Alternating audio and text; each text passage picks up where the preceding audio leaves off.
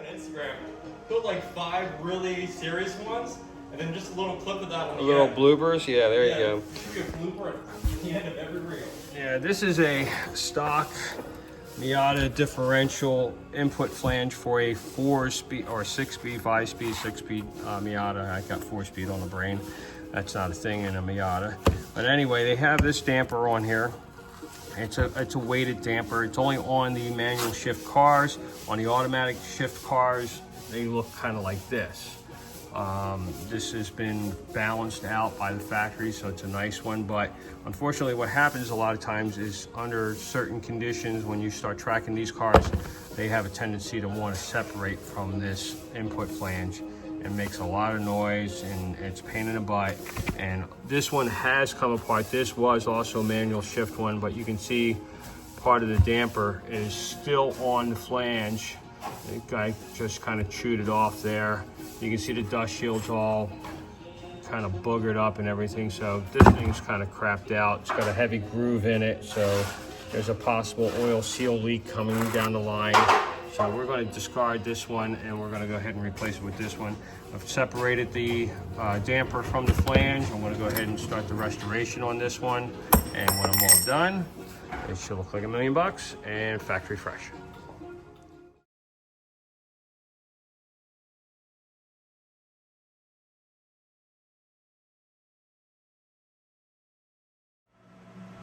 Hey everyone, and welcome back to the PuddyMod YouTube channel.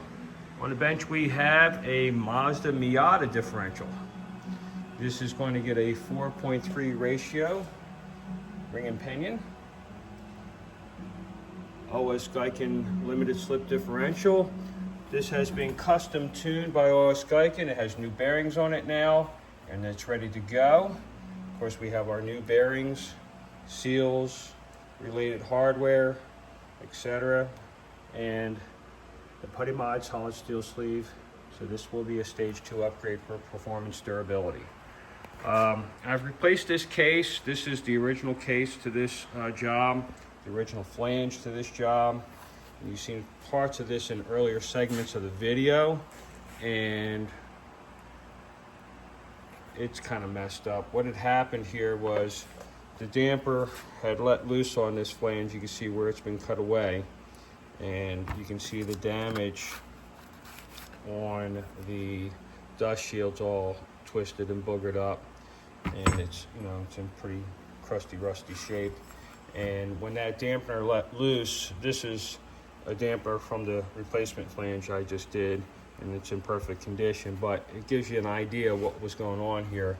You can see all this metal that's gone away from this rear, this third member.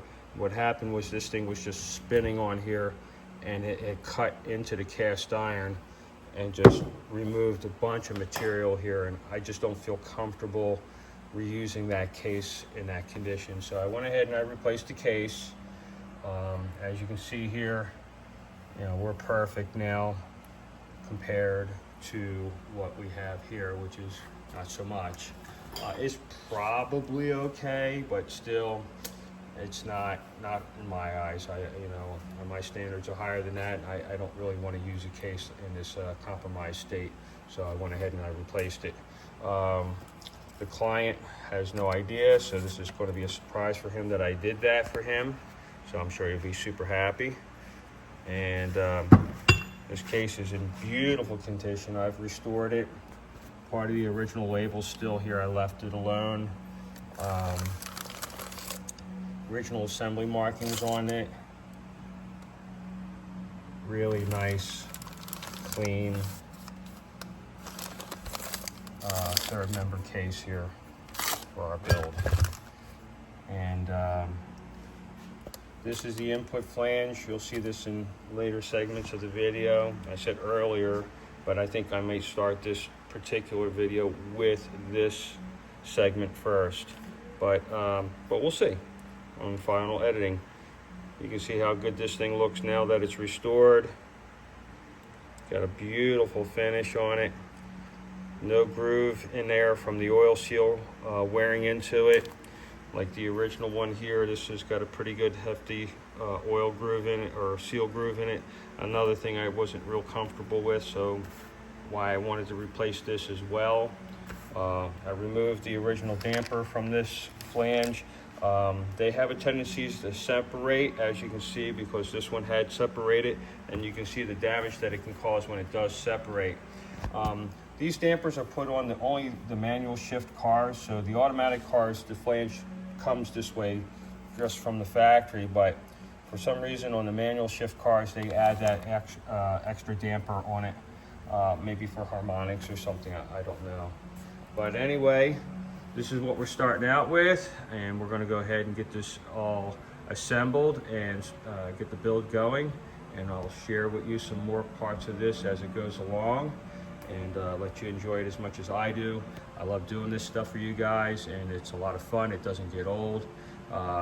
Today's episode is Starbucks coffee, sponsored by me because I pay for it. Yay!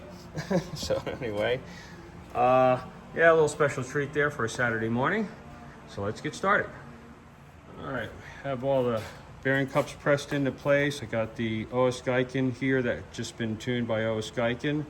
And I always like to check the balance on these things. You can see these two hash marks here. That tells you that this has been properly indicated in by the factory. So it's a match set. And this is what we're going to look for next, is our run out. And we virtually have none. It's maybe barely a half thousandths at the most, which is pretty freaking amazing, I must say. It looks great. So really pleased to see that. Most of the time I have to sit there and tune these things up to get that balance right, but this one out of the package was right on. Good for you, OSGiken. Excellent. All right, we're here, got the ring gear up on that OSGiken LSD, and we're just at about a thousandths. Just a little bit of indicating in on that ring gear, and I got it to settle in really nice. So this is going to be a super smooth and quiet differential. All right, let's get to the next step.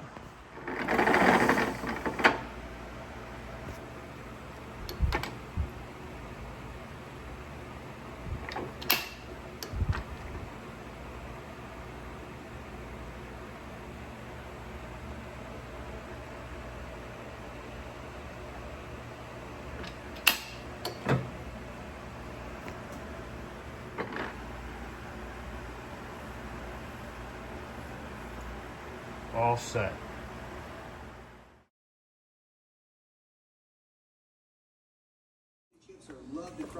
What you doing there, shop kitty? Ah, you knocked it off.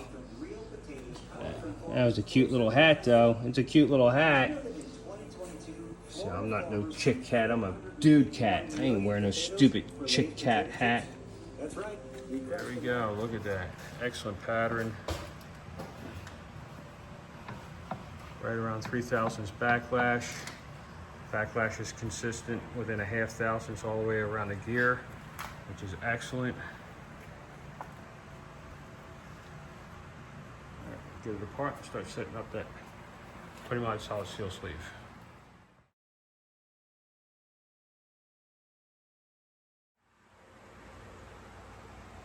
All right, we are setting up for the PuddyMod solid steel sleeve. Everything has been custom fitted and trialed out, so we are ready for final. And we have our new nut, washer, flange all lubricated, bearings, etc. ready to go. This is the reinforced cover that we did here in shop for this build. So that should look pretty cool and be a lot more durable. Some more supporting parts. Let's finish it up. All right, we're at the point of checking our backlash here, and we're right there between almost 3.5 thousandths. That is consistent around the gear, and with an OSGiken LSD, these aftermarket LSDs, that's superb. That doesn't really get much better than that. Got a great gear-to-gear contact. Really nice. Really came out super nice. We'll get this reinforced cover on next.